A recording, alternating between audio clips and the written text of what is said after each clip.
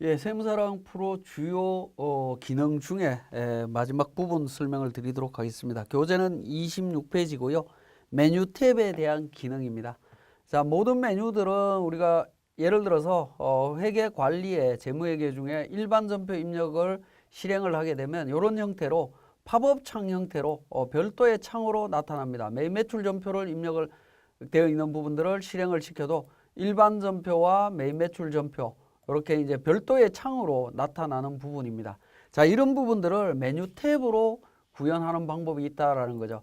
자, 일반 전표 메뉴든 어떤 메뉴를 먼저 실행을 하신 다음에 상단 부분에 보시면 그러니까 오른쪽 맨 위에 보시면 서류 봉투 모양이 되어 있는 부분이 있습니다. 자, 이 부분이 메뉴 탭입니다. 자, 실행 버튼을 누르게 되면 탭 기능이 나타나게 됩니다. 탭 기능이 나타나게 되고요. 자, 일반 전표라고 되어 있고요. 자, 메인 화면에서 매일 매출 전표를 실행을 해 보겠습니다. 자, 실행을 하게 되면 일반 전표와 매일 매출 전표 탭으로 이런 형태로 탭으로 구성이 되는 방법이 있다라는 겁니다. 자, 거래처별 원장 실행을 하더라도 거래처별 원장이라고 하는 탭, 매일 매출 전표 이런 형태로 쌓여 있는 부분이 됩니다. 자, 이런 형태로 사용하실 수 있다라는 부분이고요. 자, 이 부분은 종료해서 종료 버튼을 누르게 되면 별도의 팝업 창으로 다 구성이 되도록 되어 있습니다. 자, 이 부분은 이제 필요에 따라서 원하시는 형태로 사용을 하시면 될 것 같습니다. 자, 그리고 28페이지에 프로그램 메뉴의 공통 기능에 대한 부분이 설명이 되어 있습니다. 자, 대부분은 이제 F2번 키가 있는데요. 펑션 키의 F2번 코드는 코드 도움 박스로 연결되어 있습니다. 어떤 부분에서 검색에서 찾고자 하는 단어를 입력해서 확인 버튼을 누르고자 하면 내용이 검색되는 부분입니다. 그래서 F2번은 코드 도움 키다라고 이해를 하시면 되겠고요. F4번은 복사 기능, F5번은 삭제 기능이 있습니다. 그리고 F9번은 인쇄 기능이 있습니다. 자, 예를 들어서 손익계산서를 실행을 시키고 자, 이 손익계산서와 관련해서 인쇄를 한다라고 했을 때 인쇄 기능을 한번 보도록 하겠습니다. 자, 인쇄 기능을 누르게 되면 관련되는 내용이 나오는데요. 첫 번째가 인쇄 설정과 관련되는 부분입니다. 설정과 관련되는 부분은 대부분 이미 설정이 되어 있을 겁니다. 그 다음에 나오는 부분이 결제란이라고 하는 설정이 있습니다. 결제란을 설정을 해보게 되면 우리 결제란을 만들 수 있겠죠.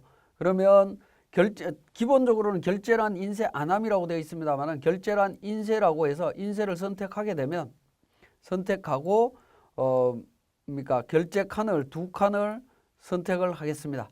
선택을 하면 예를 들어서 이렇게 되겠죠. 담당자, 그 다음에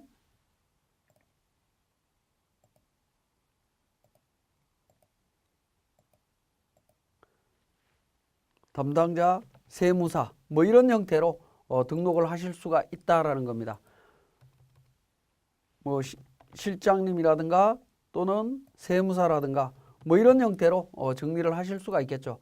이렇게 해서 적용을 하게 되면 상단 부분에 담당자, 실장, 세무사에서 결제 라인에 대한 정보가 나옵니다. 정결 사용이라고 하니까 정결이 나오는데 정결 사용 부분을 지우고 적용을 하게 되면 담당자, 실장, 세무사 해서 뭐 필요에 따라서 결제 라인을 등록을 해서 사용하실 수 있다라는 겁니다. 자, 그런 부분이 있고요. 그 다음에 출력 설정이라고 하는 부분이 있습니다. 출력 설정과 관련해서는 세로로 가로로 인쇄할 건지 관련되는 정보들이 있고요. 출력일 인쇄라고 하는 부분이 있는데 기본적으로는 출력일은 인쇄하지 않는 걸로 설정이 되어 있습니다. 설정이 되어 있는데 여기에 가끔씩 출력일을 인쇄하거나 매수를 인쇄하는 경우가 있는데 자, 출력일은 가능하면 인쇄하지 않는 걸로 정리를 해주시면 좋을 것 같습니다. 그리고 상단 부분에 보시면 PDF, 엑셀 저장 관련되는 부분이 있습니다. 자, PDF라고 하는 거는 설정과 관련되는 여기에서 이제 예를 들어서 보여드리고 있는 이 손익계산서 관련되는 부분을 PDF 파일로 저장하는 부분입니다. 이렇게 저장해서 사용하실 수 있기 때문에 혹시라도 뭐 메일을 보낸다든가 손익계산서를 메일을 보낸다든가 할 때는 PDF로 저장해서 보내는 형태로 사용하실 수가 있고요. 그 다음에 엑셀로도 저장이 가능하다라는 겁니다.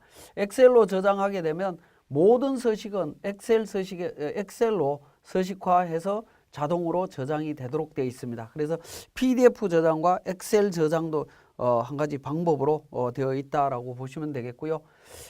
자, 그 정도로 그러니까 관련되는 부분은 확인을 하실 수가 있습니다. 그리고 34페이지에 기능에 대한 부분이 또 나오고 있습니다.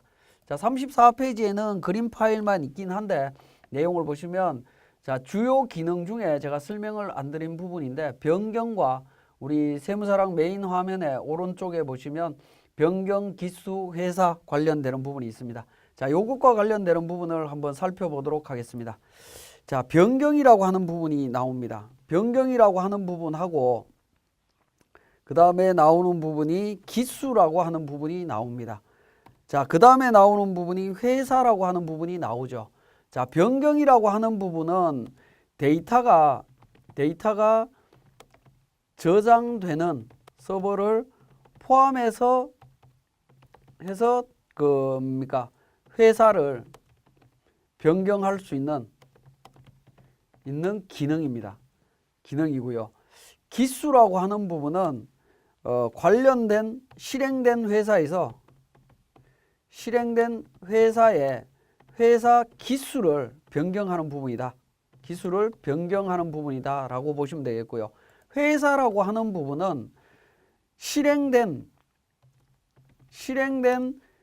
서버 내에서 등록된 회사를 변경하는 경우입니다.